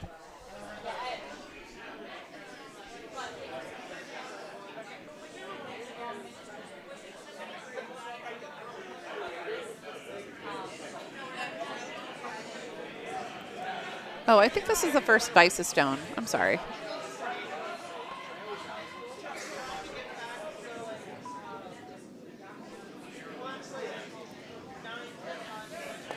Yeah, you Guard peeled the peel. guard, which opens that up, and Yeah, it's. if I'm Steven, I'm putting it back. Yeah, losing a guard is almost never an issue. Oh, Steven looks like he's going to draw in. Yeah, that could also be the guard line. Oh, I got. That would also be the guard line. I would think that the broom would be a little farther out to put the guard where he wants it, given the curl of the ice. But yeah, that's entirely possible.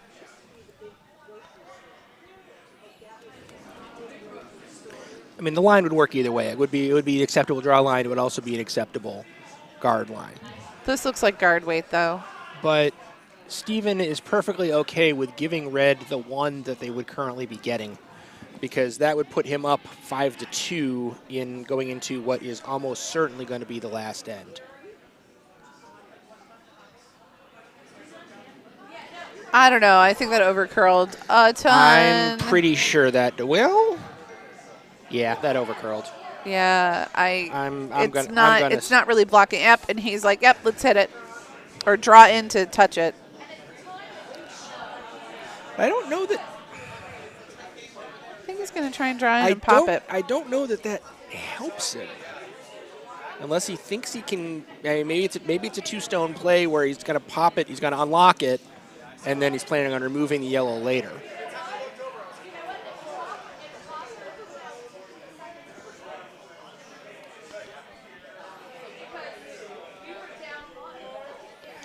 So that's what's going to happen. There's going to be a tap. So there's going to be some daylight opened up between the two. Oh, but he accidentally just shoved it further in. Yeah, but there was no way he wasn't going to do that.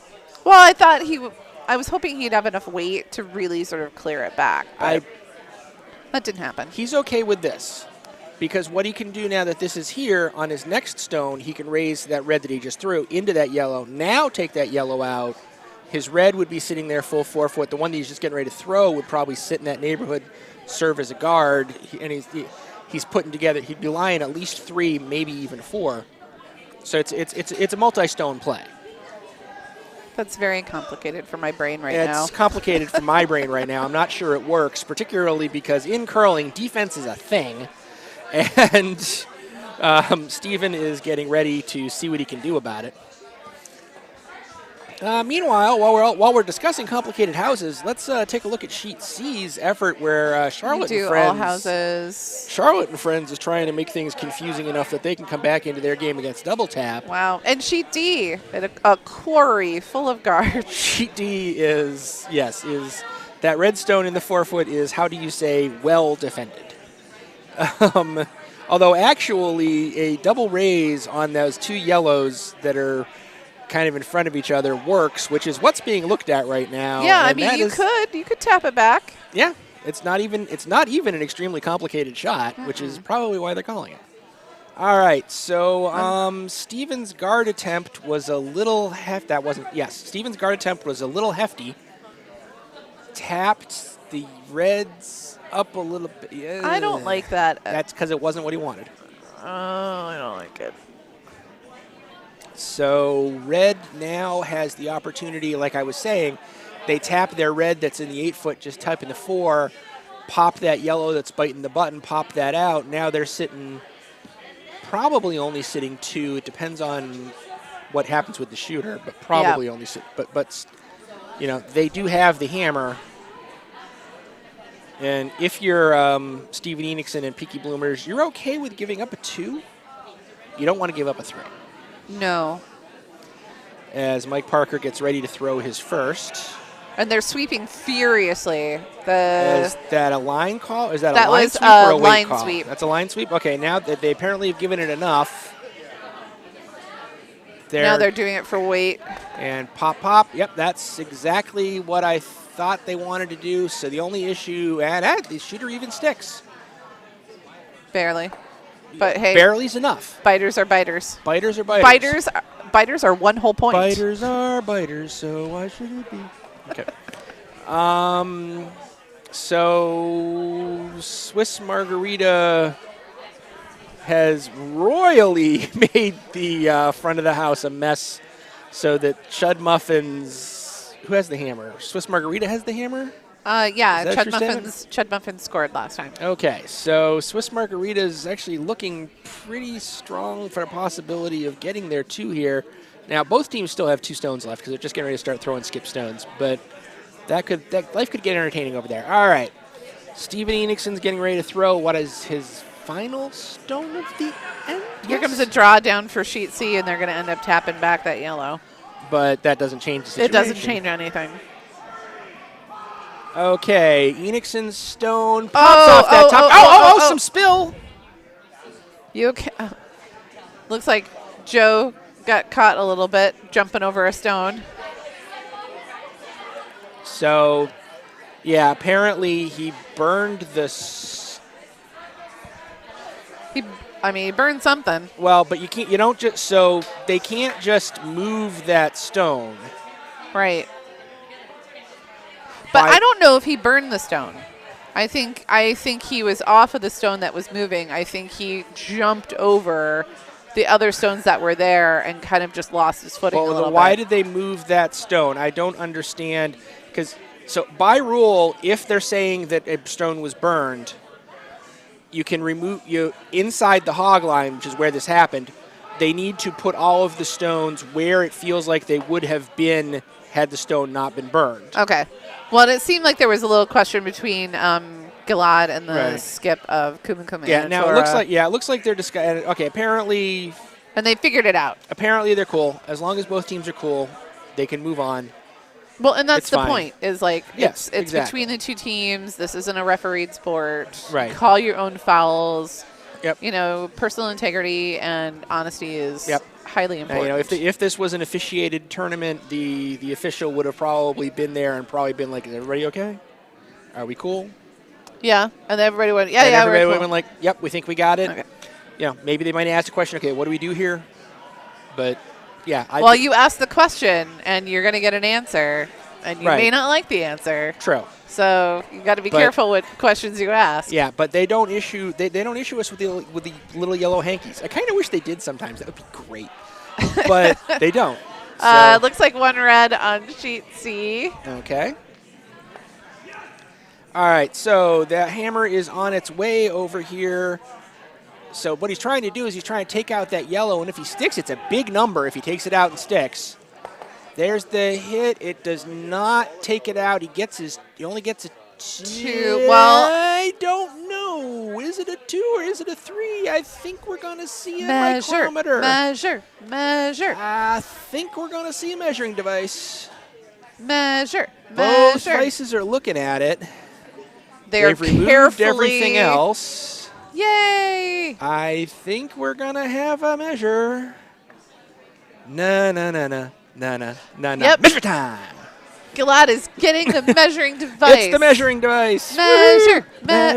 Eric Clausen on the spot grabbing the measuring device. Knew this was going to happen. Yep. Okay. So now I get to critique Gilad's form.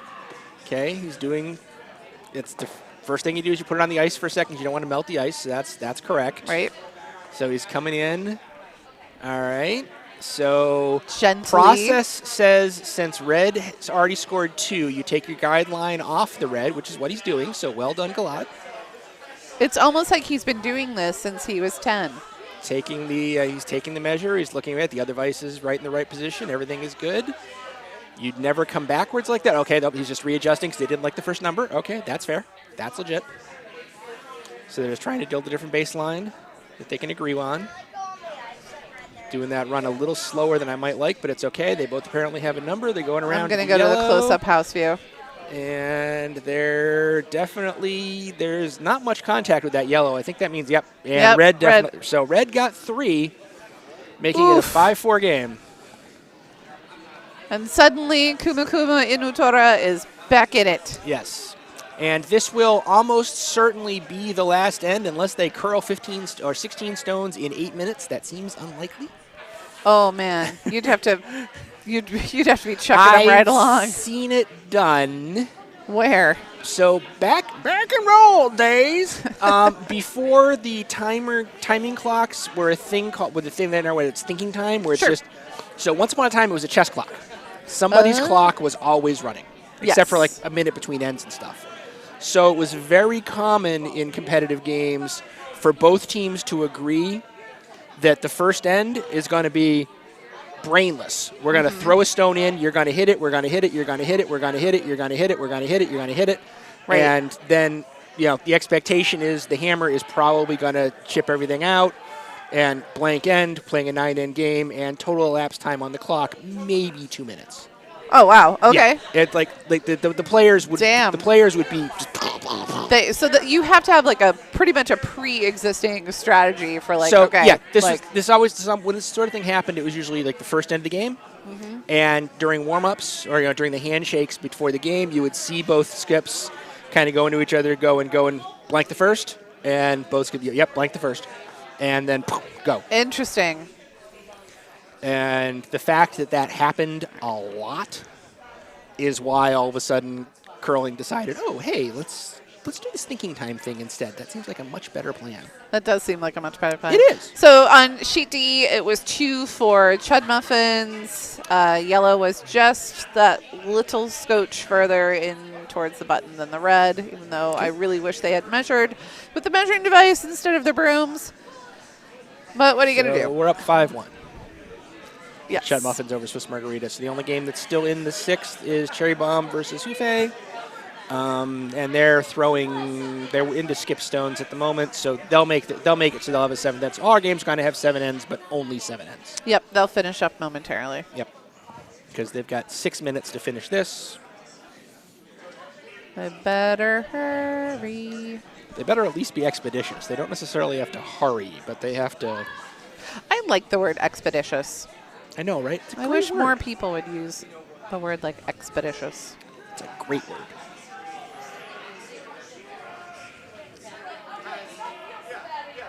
Some nice guards up on sheet B.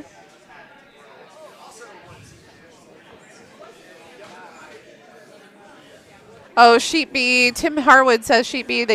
He watched the replay, and unfortunately they removed the incorrect burn stone in the 6th end. Whoops. But, action happens really fast, and, all we can do is try our best when we're on the ice. Yeah. And everybody agreed, and so it is what it is. Yep. So, yeah, I think.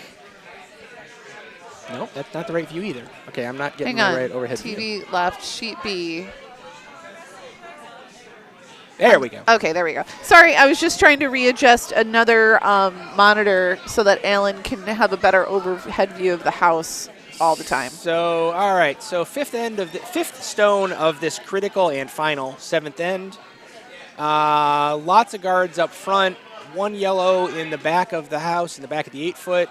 Behind some of those guards, Enochson is up by 1 with hammer in this final end. And asking for normal? Is that what touching the shoulder is normal? Yes. Basically, peel weight. He's asking Leena to peel this guard. Normal will get that job done. No problem. I don't even know if this is actually full normal. This feels almost like a control to me. So are we going to get the peel? We got the... Yes, actually. It moved 2. I don't think he wanted to do that. I don't know. Maybe he did. I don't know. Let's see. I'll show you the house. Yellow's still shot. But yellow is extremely exposed. Well, but looks like the skip is asking for a draw in behind all of that cover. Sure, because in order to win, Kuma has to steal 2. And when you're trying to steal multiples, stones in the back of the house are assets. Yes. No matter which team they belong to. Because you can use those to catch later in the end. So you don't want to just go willy-nilly getting rid of them. Right. Willy-nilly getting rid of them is a recipe to at best steal 1. Stealing 1 doesn't help. Well, in this scenario, it kind of helps because you end up tying the game so you get 1 point. But, yeah. Is that a technical term? Yeah. Yeah, it really is. On the other hand, drawing to just behind button the bag, tee. quick. Get the button bag. Yeah, really. It's already on the sheet, I think. Is it? Yeah, the other team, but that's okay. but drawing behind the tee like that, not great. No, not horrible. Not awesome. But so it looks like Steven's having Leena do more cleanup up front. Basically, it looks like Steven's just kind of doing the, I just want to make sure I have my draw at the end to get one. Which this works as long as your team makes all of its clearing efforts in the early game, the early end. I mean, yeah. Bruce Black always tells me, when in doubt, peel the guard. Bruce is not wrong. No. When you're ahead in the last end, when in doubt, clear the guard. I think we got a 1 red in the 6th. On sheet A. I feel that's correct, but there were stones being kicked right before I tilted my head over. Okay, so red is getting in the hack, and red had hammer, so red must have gotten 1 at Well, I'm least. wondering if they are getting I wonder if there was like a second one that I didn't see. I really don't think so. Okay, well, I'm going to put down 1, and if I'm wrong, then we can... Then we can change it later. Yep. Sorry about that view, everybody. So red, I mean, I like the bounce on that. Red is really nicely covered. Yeah, Kuma. Basically, the game at this point is Kuma is throwing guards, and Peaky Bloomers is removing guards, and we'll see what happens when we get to skip stones. It's going to be a little dull for the next few stones unless somebody does something wrong, but, that's how the game is played. It's not really that dull. So, like right now, Gilad is actually being asked to remove both of those yellow guards. Yeah, that's red where guards his broom with is. His Yellowstone. That looks like a double peel to me. That is the shot that I would be throwing. I would be requesting that, yes. And Gilad throws an absolute rocket down the ice. Pop, pop. Yep, pop, pop, fizz, fizz. Oh, what a relief it is. Although there is an issue that the redstone did stick in the house. Yeah, don't really love that. No, although, I mean, as I said, Steven's just playing for that. I need to have a draw in my last. I need to have a draw in my last. Well, and it's certainly he's betting on himself. It's certainly a clear field. Yeah, right now the left to right draw is completely, actually both draws are unobstructed, and that's all he cares about. Yep, absolutely. And you were right on sheet A. They just hung 1. My official Spidey sense was pretty confident on that. You're very good. I mean, this is not your first rodeo. No, I do this a lot. 2 red, looks like, sitting right now. Yep, and okay, so it looks Peel like it, Steven, get rid of it. I think Steven would be perfectly happy with the nose on that top red one, which would be a double. Yes. That would, in fact, be beautiful in his opinion. At peel up. Yeah.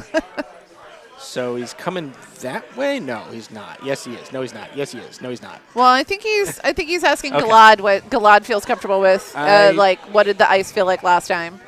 Sure, we'll believe that. It's not indecisive. It's not indecisiveness.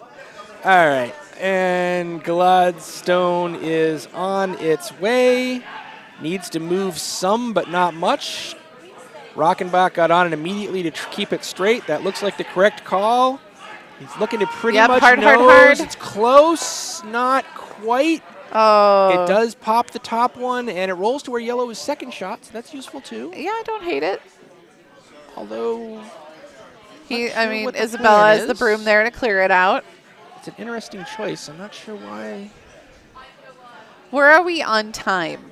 It is 17-12. These are the final ends of these games. Just checking to see if they were concerned about Steven scoring a 2 or... Nope. Well, I mean, they may be concerned about Steven scoring a 2, but this is the end of the game. I guess I'm asking, like, why pop that yellow one out? I'm asking that same question. And why not throw a guard? I'm asking that same question. Don't feel bad. Okay. I think what he's hoping for is by popping that yellow out, the shooter roll will put it in front of his existing shot stone. So he's kind of looking to double dip. He's looking to get the top and a roll. He didn't quite get the roll he's looking for there. I mean, a hit and roll is not an easy shot to do.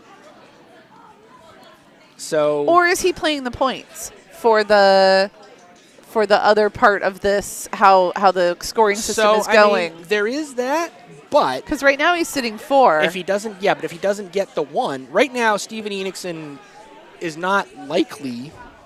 I'm just wondering if he's playing like a double layer purposeful strategy that may end up like paying off big or may shoot him in the foot. In the event that Steven manages to miss that final draw, Red would definitely potentially score more. Sure. Just wondering. Free country. My ability to read minds has become limited in my old age. What? So I know, right? So I don't know. What you're saying is well within the realm of possibility. So right now, Steven, it looks like he's going ahead and getting rid of that 1 on the center line. He's probably hoping to sit there as well. Yep, Gilad yelling hard. He put Rockenbach on it. I think he was concerned it was cutting too hard. I don't know why, because it looks like it's not going to quite get there enough. I mean, you could be more on a button, but not by much. No, but you're not really covered at all by any. But he doesn't need to be, because anything that Mike throws at this point that gets rid of that yellow stone, if he noses it, he's sitting in the 4-foot, and it's a clean nose for your 1. Okay. If he rolls it all, you've got the button for the draw for 1. Okay. So by being there, Steven is like perfect. He's fine. Okay, awesome. You don't have to be behind the cover. Way to go, Steven. Because Steven's not playing for a 2 here. Steven's playing for a 1 to win the game. Right.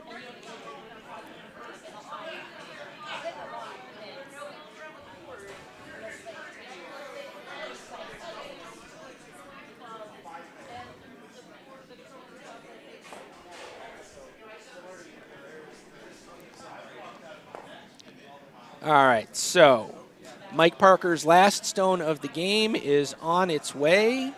Yep, there goes. He needs it to curl a little bit, but not much. Pretty much going to nose that, and that's fine. So you see, this is what I'm talking about. That red stone is totally exposed. If Steven follows up with another nose hit, that's good enough. game. Good enough. And even if it rolls a little bit, it's fine, as long as it doesn't roll out of the 8-foot. Well, we have hammer, or are we? Steven has hammer, right? Right. So it doesn't, yeah. As long as his shooter remains full in the 8-foot, which is frankly a really large amount of roll capability. So this shot has a fairly wide margin of error at the moment. Yeah. Well, that's pretty good. He's got to throw it. I'd like to point out Sheet C for just a second, where I believe they have almost every rock in play except for 2. I can't see if there's a yellow one behind. All right. The last rock of the game is on its way. It is, okay, Joe, nope, off. He's not on it. Okay, he comes on it now. He's concerned about the overcurl. He shouldn't be. I'd be more concerned about the undercurl. This is fine. Game, set, match, Enochson. So Peaky Bloomers wins 6-4 over Kuma Inu Tora. And well done. Well played. Also, they took 5 ends to 2, I believe. That's correct. Which matters in the tiebreak. Right. So that brings Peaky Bloomers to 4 points, 9 ends, and 14 points. Kuma Inu Tora is 2 points, 7 ends, 9 points.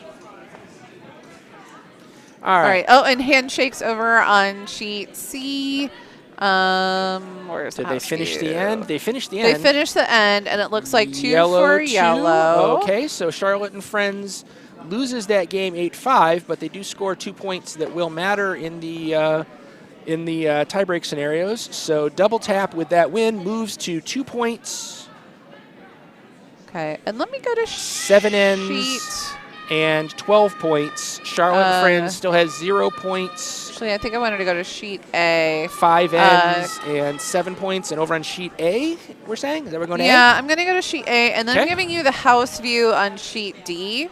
Okay. So that we can keep track of both, because they're on opposite ends of our building. Sure. But sheet A is definitely the closer game, although sheet D, Swiss Margarita's in a situation where they could conceivably get to a tie. Are they on their hammer over on D?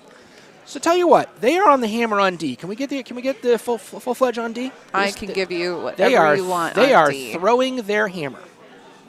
Okay, so this is the last stone. Yep, here we are. This is the last stone of the game over on sheet D. And if she manages to pull this off, she could tie. There is a potential for a 4. All right, and the sweepers are on it. So I think they're playing it as a raise, which is an interesting choice. Or maybe no, it's a draw. Never mind. It's a tap draw. She's trying to draw past that yellow with enough weight to move that stone. It's going to come up short. Is it? Maybe not. No, it's going to. I take it back. How far is it going to tap it? It's not going to tap it enough. 2 red. Yeah. 2 red. Final score 5-3. Chud Muffins over Swiss Margarita. 2. Yep, and that's a lovely result. Again, 2 more points that matter. Yep. So Chud Muffins move to 2 points and 7 ends. All right. And 10 points. Swiss Margarita remains at 0 points, 6 ends, and 10 points. All right, and I'm on sheet A, and I'm showing the house in sheet A as well. Okay. Because I think this is one of their. The only thing that's going on. Is this the last? It is No. Reds. It is Reds' last vice stone. Yellow has hammer. Okay, so we have about 4 more stones to go. Sure, and just since we have a minute, bringing you up to date, this is the Cherry Bomb team throwing red. They're from the Potomac Curling Club. Catherine Cosley is the skip. Chris Faircloth is the vice. Team Houffet is from the Diamond State Country Club. Brian Houffet is the skip. Van Pearson is the vice. Cherry Bomb's front end, Jeremy Vanderhooten and Rob Young. Team Houffet's front end, Julie Yeager and Dave Yeager. So that's where we stand, and looks like Brian is calling for a draw in, which makes sense as he's currently lying 3. He does want to draw with a split house, I think. Who's going to have the hammer? And he also has hammer, so 3 in the house with hammer is a lovely place to be. Oh, for sure.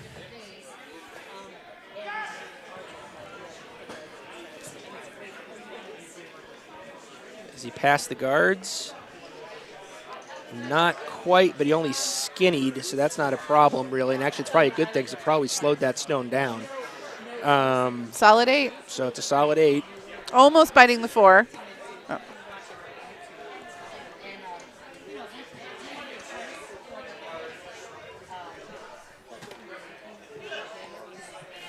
So the three yellows in the house, 3 red guards on the center line.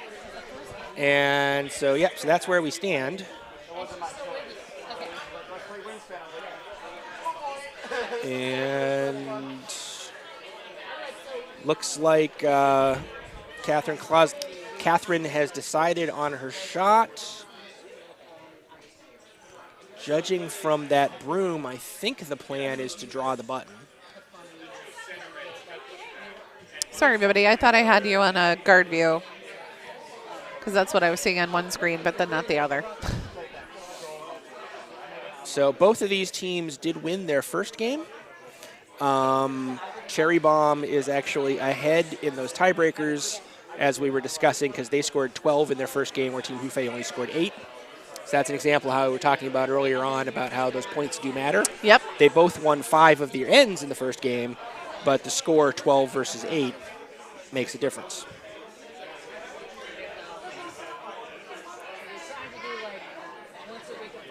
There goes Catherine.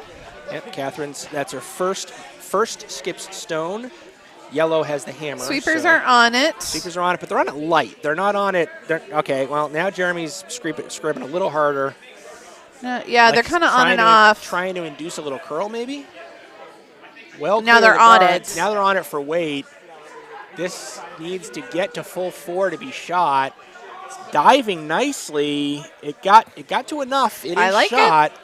From my overhead view, it's probably a third or so exposed on the outside. Yeah, I would agree with that. But that's still a nice shot. It's a very nice shot. There's no still about it. It's a nice shot. So, Team Houffet skip, as I said, Brian Houffet, hence the name, has already made his decision. He's called his shot. With that broom.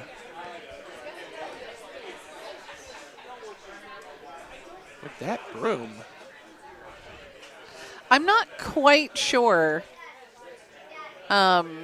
I mean, because that's, I don't know. I don't know if a control weight hit is a great idea. We haven't been watching the sheet, so I don't know how curly it is.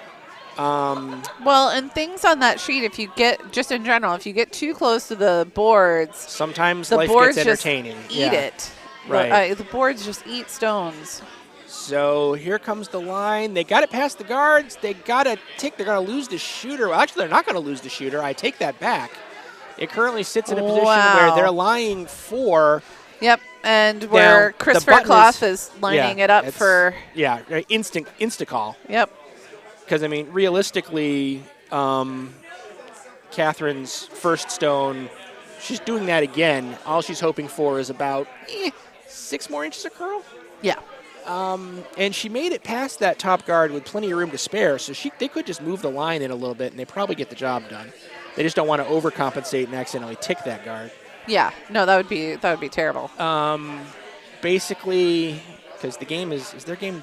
Yeah, the game is tied. So yep, 5-5. They're playing for the win, either way. We're playing for all the marbles. Yep. All right, she skates out of the hack.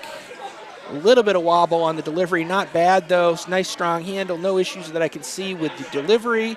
Sweepers are currently just kind of staring at it. Now Jeremy's on it a little bit. That's more of a clean than anything else. Now they're both on it for length. Light length, not a heavy. Oh, okay. Now they're scrubbing for what? Now they're scrubbing for everything.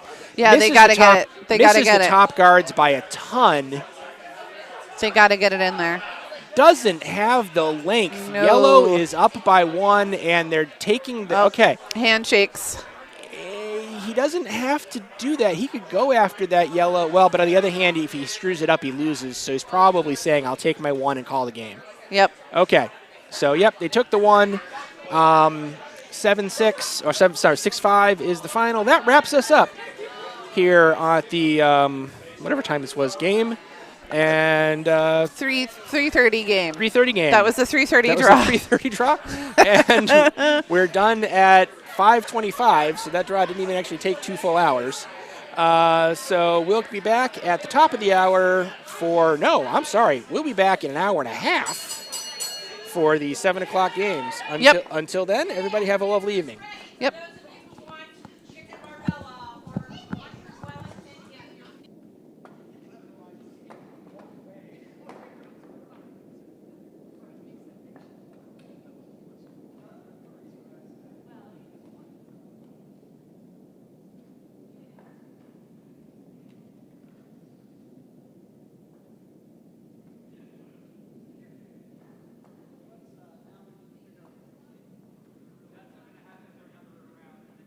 YouTube.